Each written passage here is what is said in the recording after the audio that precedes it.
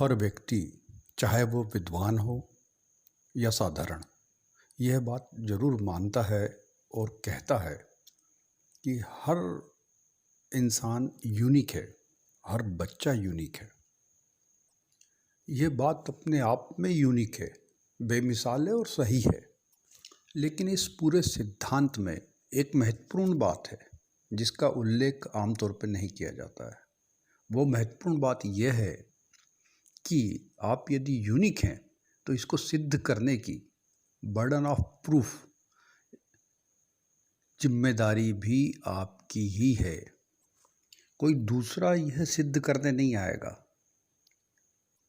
ना तो इस धरती पर आपके जैसा दूसरा कोई है और ना ही भविष्य में इसी क्वालिटीज़ और इसी स्टैंडर्ड के साथ आप पुनः होंगे। अब सवाल यह आता है कि अपने आप को यूनिक, अलहदा, जुदा, बेजोड़, बेनज़ीर, बेमिसाल कैसे सिद्ध करें। आप घिसी पिटी लीक को मानकर, पारिवारिक परंपराओं को निभाकर और लकीर के फ़कीर बनकर अपने आप को सिद्ध नहीं कर सकते कि आप जुदा हैं, अलग हैं, बेजोड़ हैं।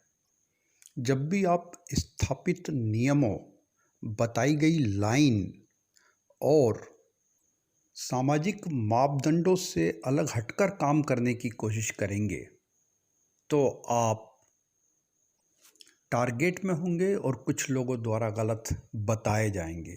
क्योंकि वे आपको भी क्लोन बनाना चाहते हैं, कॉपी बनाना चाहते हैं, अपने जैसा बनाना चाहते हैं।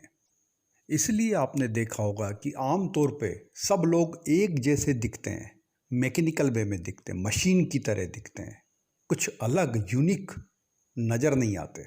जबकि हम कहते उल्टा हैं कि हर व्यक्ति यूनिक है, लेकिन कोई भी अपने आप को सिद्ध नहीं कर पाता। क्योंकि स्थापित वर्जनाओं, स्थापित मापदंडों, नियमों, सूत्रों को तोड़ने की हिम्मत कोई नहीं कर पाता। इसलिए मैं कहता हूँ कि यदि आप अपने आप को सिद्ध करना चाहते हैं तो एक अवसर जीवन में ज़रूर दीजिए, अपने आप को दीजिए, दूसरों को मत दीजिए। अपने आप को दूसरों के हाथों का खिलौना मत बनाइए, चाहे वो आपके घर में क्यों ना बैठे हों, समाज में क्यों ना बैठे हों।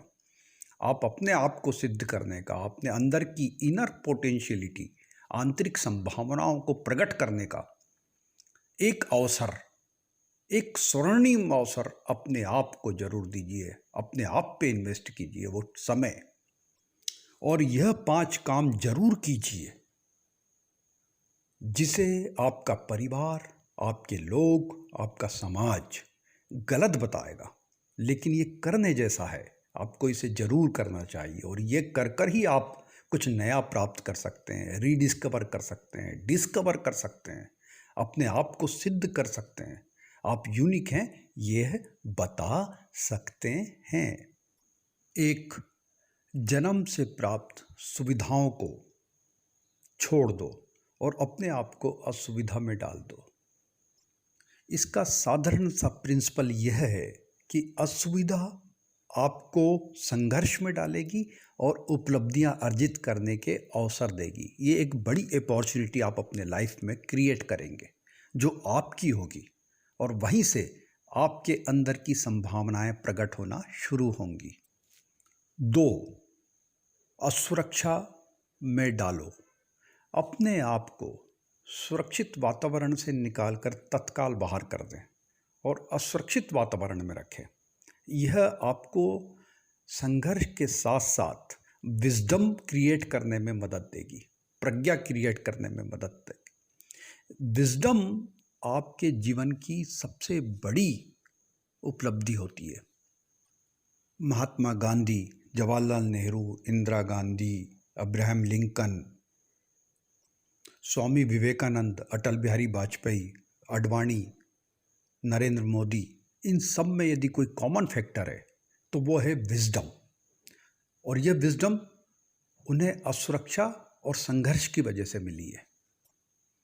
यदि आप बड़े व्यक्ति हैं और आपका बेटा सफल धनाढ्य है, लेकिन उसके बावजूद विपरीत परिस्थितियों में वो डर जाता है, सहम जाता है या सामना नहीं कर पाता, तो केवल एक कारण है कि उसमें विजडम की कमी है। विजडम और संघर्ष को आधार मानकर आप नेशनल सिनारियो में कई ऐसे उदाहरण देख सकते हैं जो केवल विजडम की कमी या अधिकता की वजह से सफल हैं या असफल हैं।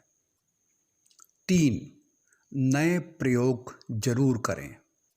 अपने परिवार या जीवन की स्थापित चीज़ों में खप जाना या अपने आप को खपा देना आपको सुरक्षित, स्थिर और संघर्ष रहित स्थिति में रखता है। ऐसी स्थिति में आपका दिमाग और आपका शरीर नए प्रयोगों को करने से इनकार करना शुरू कर देता है और एक यथास्थितिवाद निर्मित हो जाता है।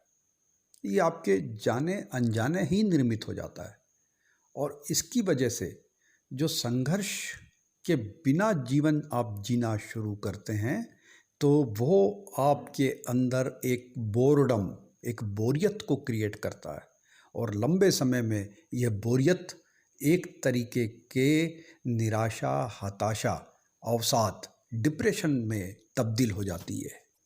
इसके विपरीत नए प्रयोग आपको हमेशा ज़्यादा स्मार्ट, जिम्मेदार, रचनात्मक और निर्णय लेने की क्षमता से भरपूर रखते हैं।